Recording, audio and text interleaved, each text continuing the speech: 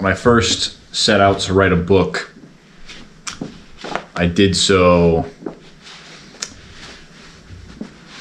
because I didn't know what else to do. Originally, I wrote Pseudo-Chesterton under another title and under another format. The title was Immaterial Desires, and it was written as a script for a movie, only about 100 pages.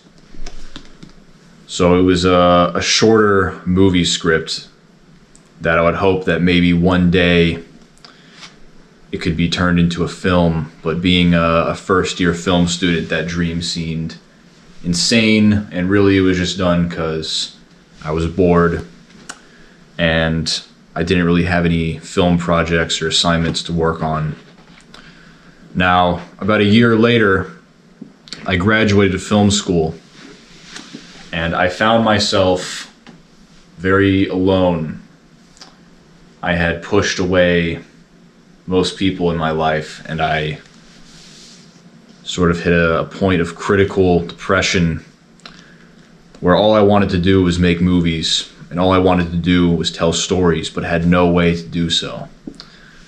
So I looked at the script that I had written a year ago, and I had begun to expand upon it, adding new ideas and expanding upon the new ideas that I discovered, until eventually I discovered that this idea that was originally a movie could be a book. So I wrote a book, and I eventually came upon the title Pseudo-Chesterton.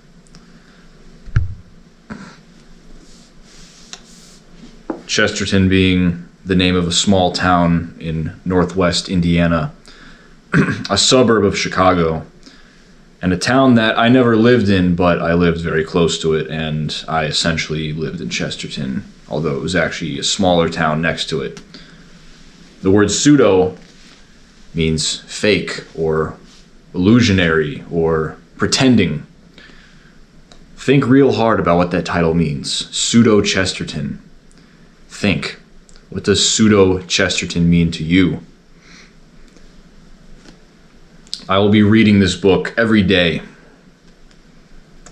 until I forget to do it or don't feel like it. But until that point, I will be reading one chapter, or maybe multiple, every day until I am done. There are 79 chapters, most of which are only a few pages, so it isn't that hard of a read, because it's, a lot of the chapters you can read in like a minute or two. It's really just a bunch of short little scenes, because that's my point. This book is more like a movie, where each chapter is like a scene. Usually in books, chapters take on several scenes, several locations and ideas, but not in this book. It's very short. Each chapter plays out like a scene, a short scene, and it eventually tells a story. Now, what really inspired me to do this live book reading is the passing of David Lynch, who died about a month ago, I believe. And David, I truly believe, was the greatest artist of all time, not just including cinema, but including all mediums, the greatest artist. And it was his movies and the talks that he made, the talks that he did, that really inspired me.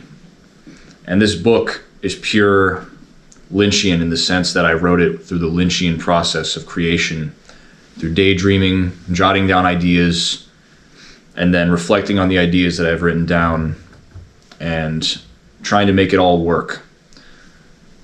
So I would say that if I had to compare this book to any movie, the closest thing it would be to is Inland Empire, or possibly season 3 of Twin Peaks.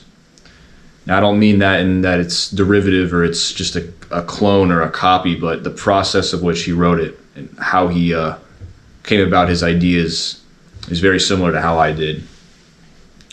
There's a lot of idiosyncrasies and a lot of vague dialogue in this movie, in this book, that all kind of comes together.